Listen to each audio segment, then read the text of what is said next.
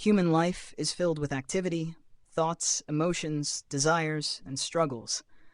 While these experiences appear natural to us, many streams of Hindu philosophy suggest a deeper explanation. The world we experience is closely connected to the activity of the mind.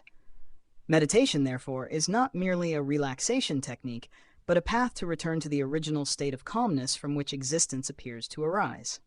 According to several philosophical traditions within Hindu thought, especially ideas associated with Vedanta, yoga, and certain Tantric interpretations, the ultimate reality is pure, silent consciousness. This reality is often referred to as Brahman, an infinite and undivided awareness. In its original nature, it is peaceful, complete, and without disturbance. There is no suffering there, because suffering requires division, desire, and mental activity. Yet the universe appears. In many Hindu explanations, this appearance is linked to the mysterious power known as Shakti, the dynamic energy of consciousness. When the stillness of pure awareness becomes active through Shakti, movement begins. With movement arises vibration, differentiation, and the unfolding of the cosmos. What was once silent unity becomes the multiplicity of forms, matter, life, thoughts, and experiences. From the perspective of the human mind, this cosmic movement expresses itself as thought. The mind continuously creates interpretations, identities, desires, and fears. Hindu philosophical texts sometimes describe this process as Maya, the power that makes the changing universe appear solid and independent. The mind becomes excited with countless impressions and impulses, projecting a complex world of experiences. However, this mental activity does not always function harmoniously. When the mind becomes restless, driven by attachment and aversion, it begins to generate suffering. Desire leads to frustration, fear leads to anxiety, and identification with temporary forms leads to loss and grief. Because our experience of the world is filtered through this unstable mind, the universe appears filled with struggle and dissatisfaction.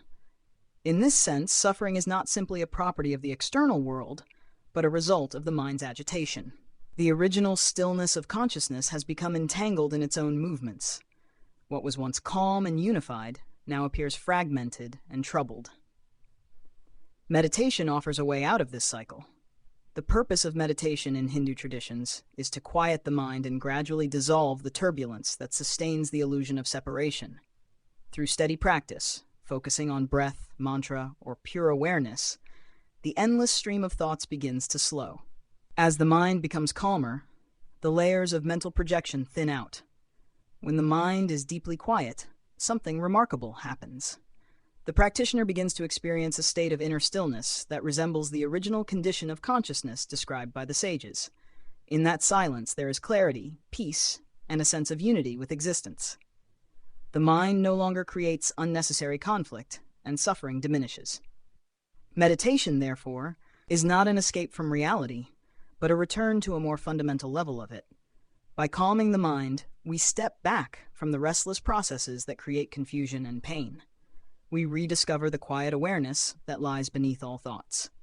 In this view, the universe of constant activity may be seen as a temporary excitement of consciousness, a play of Shakti.